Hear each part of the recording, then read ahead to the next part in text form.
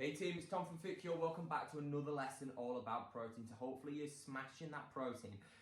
The key to at every feeding opportunity, the key to success with the protein habit, the key to success full stop with getting a phenomenal body composition is preparation is the key. I keep saying this about every habit, whether we're looking at carbohydrates, proteins, fats, water consumption. You've got to put systems in place in order to be successful. That goes for business, that goes for everything in life. The most successful businesses have systems, and the most successful people in terms of body composition also have systems in place, and those systems are all about bulk cooking, which is what we are going to talk about today. Bulk cooking.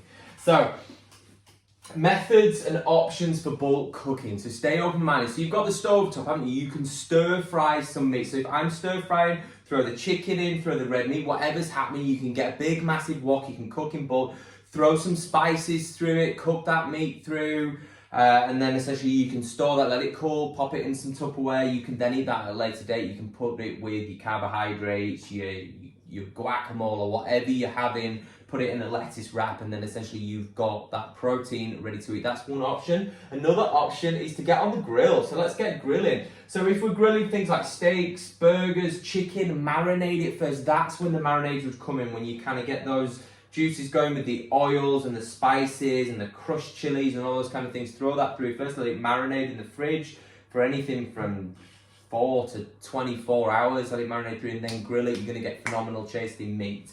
Lastly, method number 3 is the slow cooker. I love the slow cooker. It's awesome. You just throw it in there.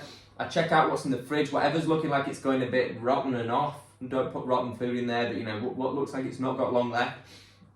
Throw that in there with my chicken or whatever else. You can't go wrong. A little bit of oil, a little bit of water. It will cook itself. It'll then give you some chicken broth that you can then make into some soup potentially later on. So there's a ton of things that you can do with your slow cooking. And again, lamb, pork, those kind of things as well. Any sort of bony meats. But if you throw in things like chicken breast in there, which you can do, you need the right sort of sauces to come with it, and then you can shred it off after, and that can go into things like your wraps and all those kind of stuff as well. But if you are using chicken breast on its own in a slow cooker, obviously that doesn't go down great. You've got to throw some stock through it as well, marinate it potentially, and then obviously shred it down after. And it need to go with something like guacamole, like salsas, I've already said before, to basically give it some flavour and bring it back to life when you consume it. If not, it's like chewing on the sole of a shoe. So there's 3 options with your bulk cooking that you could potentially try. But honestly, the key to success, I cannot hammer this home enough,